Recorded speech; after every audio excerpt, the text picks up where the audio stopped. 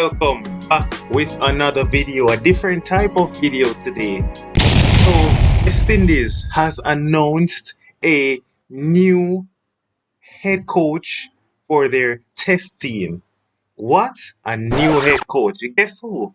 None other than not Braithwaite's bicep, but Daren Sammy's bicep. Yes, the man Daren Sammy himself will be coaching now all three formats of Indies cricket. And so guess what? You can stay tuned to see some excitement from the Daren Sammy's team. Of course, Sammy's character, all his energy and his motivational speeches that allowed him to win two T20 World Cups, recognized as a hero in Pakistan in the PSL, and he's even recognized by other captains such as Aaron Finch, MS Dhoni, Gautam Gambhir. He's well regarded as a captain. Yunus Khan. Yunus Khan or Daren Sammy? Daren Sammy. Daren Sammy or Aaron Finch? Daren Sammy. Daren or Mahendra Singh? A tough one. That's Sammy. 2 World Cup. When it comes on to leadership. And so we expect to see some wholesale changes to this test squad. So no more Braithball under Daren Sammy. So the first thing is let's try and predict the type of squad that Daren Sammy will select, right? Very interesting. Let us start with the openers. Over the last 15 years, let's look at some openers that West Indies has produced. Of course, in the 2010 to 2019 era when Daren Sammy was playing as captain, you'd have played alongside guys like Chris Gayle averaging 50, Adrian Barrett averaging like 20. Braithwaite himself played under Daren Sammy, right? Braithwaite was averaging 33. Kirk Edwards averaging 30. So you realize in the 2010s when Sammy was captain, the openers were doing way better. And now, look at now. Since COVID 2024, John Campbell averaging 26, Craig Braithwaite by far the standout averaging 35, and nothing else to write home about. Mikhail Louis struggling, averaging 24.4. Tagenarine Shandapal, if you exclude his Zimbabwe tour, he's averaging below 20. Kieron Powell below 20. And also, you're wondering, why are we looking at strike rate? Well, at the end of the day, T20 cricket has played a big part in how we see players operate in Test cricket. So if we look at some of the top openers right now in terms of batting averages in the world in Test cricket, you have from India, Yashasvi Jaiswal. He's averaging 53 at a whopping strike rate of 72. That's amazing. Ben Duckett averaging 37 with a strike rate of 87. And then Tony Dazosi from South Africa averaging 32.6 with a strike rate of 57.6. Openers really have been struggling this year. Kawaja from Australia, Karuna Ratna from Sri Lanka. These are all brilliant guys. Even Craig Braithwaite himself, they're very good openers. But all are struggling. And the guys who are doing the best are those 3 left-handers right there who smack the ball around, right, when it's new and hard. So in that case, let's see who in the Caribbean we have that is number 1, a left-hander, and that could go at those healthy strike rates in Test match cricket. We have John Campbell, Evan Lewis, Jeremy Solozano, Kirk Edwards, Tagenarine Shandapal himself, Zachary McCaskey, and Kieron Powell. I think that's it for Kieron Powell. You can cross him out the list. I know it's sad to say that. And so it is one of the other guys, right, that more than likely could be opening alongside Craig Braithwaite. So if it's up to me, I think Daren Sammy will go with Evan Lewis. Seeing Sammy's influence to get Lewis back into the white ball team. And I think Evan Lewis will also want to play Test cricket on the Daren Sammy.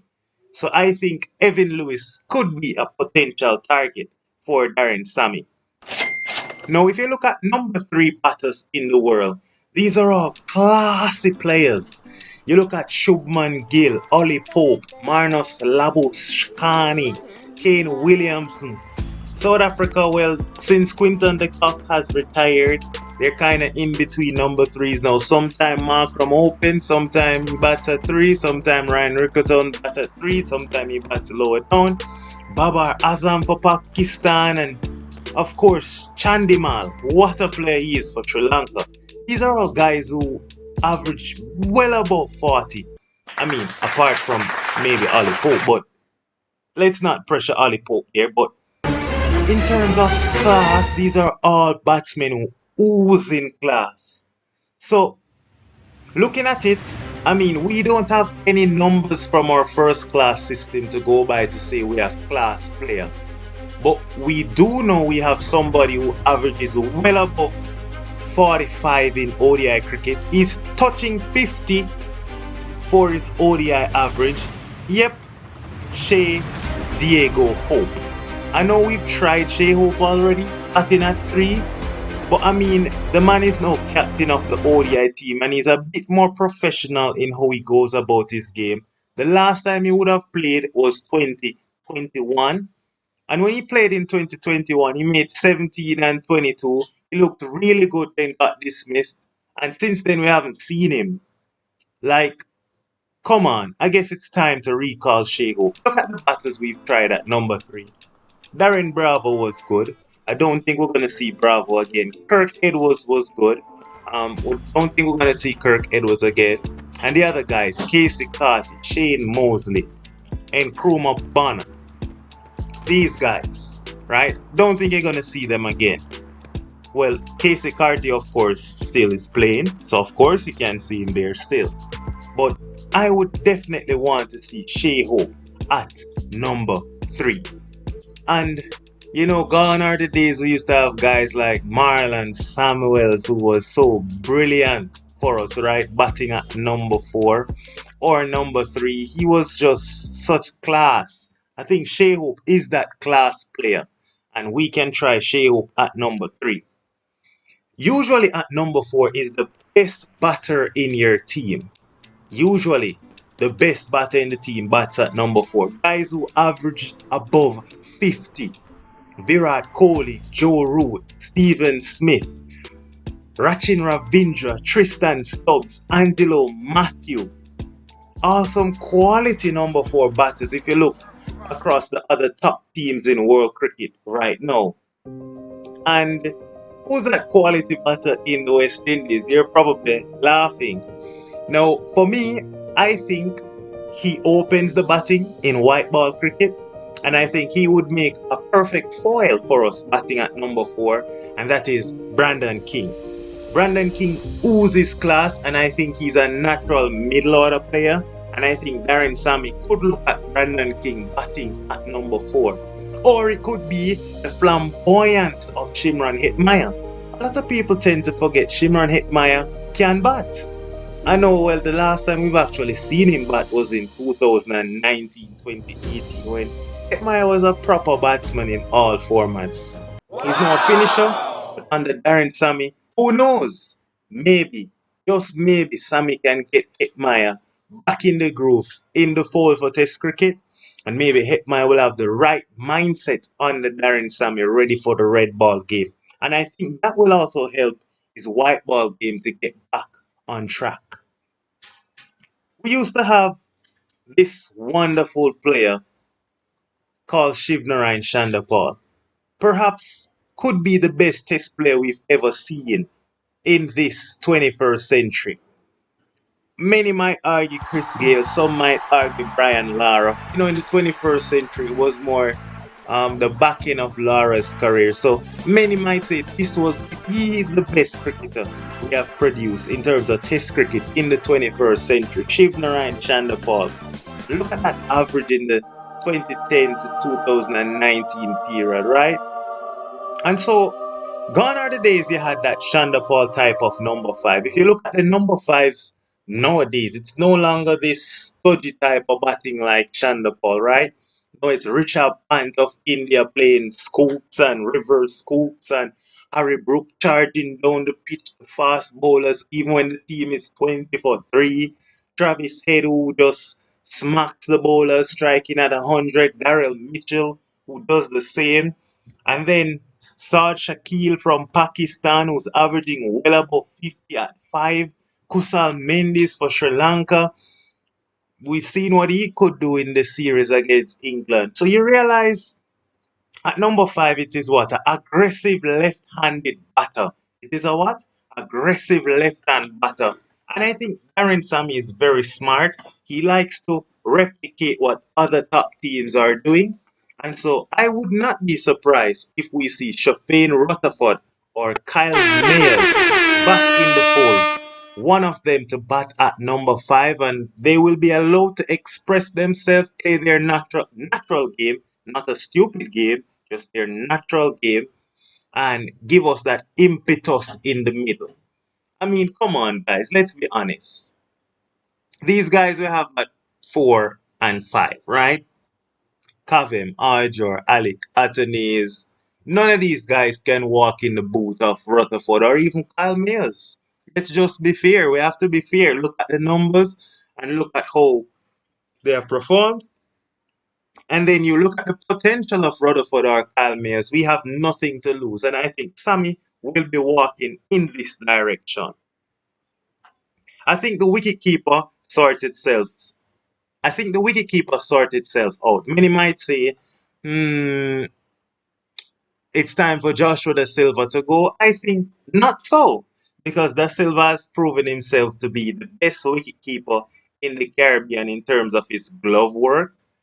I know many might be looking to say, look at Amir Jangu, his recent performance in the ODI team.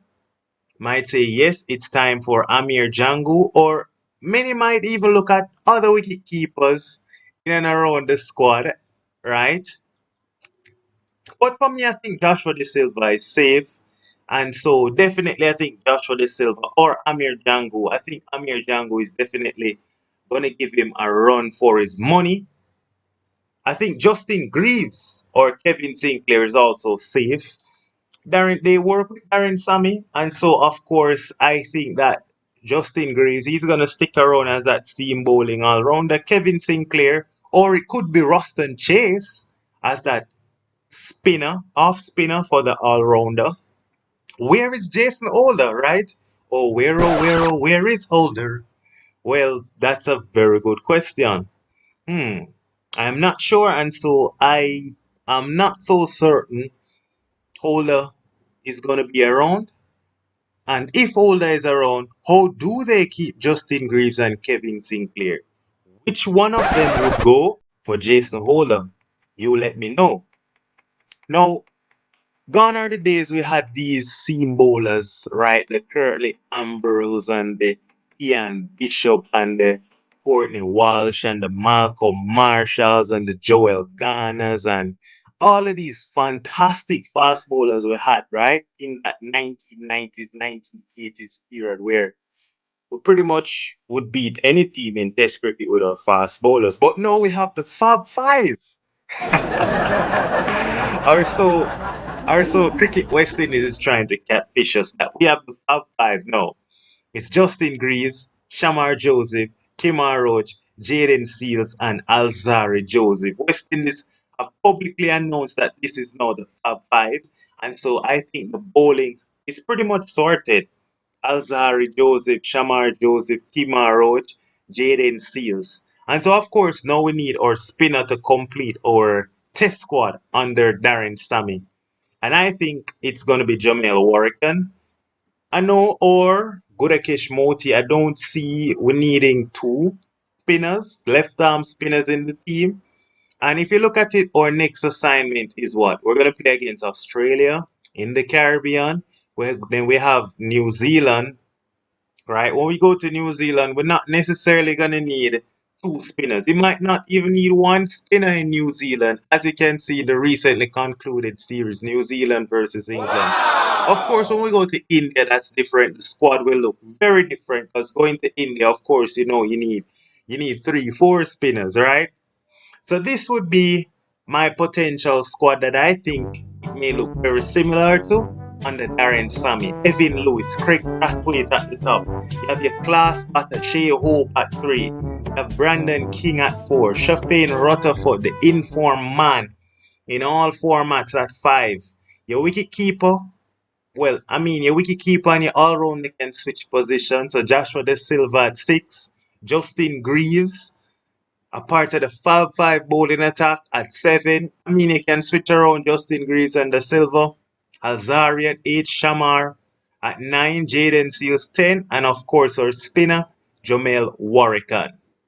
So then on the bench, Shimron Hetmaya, Kyle Mears, Amir Jangu, and Kevin Sinclair. Now I've put in our Ruston Chase because Ruston works with Daren Sammy in both the T20 and the ODI format.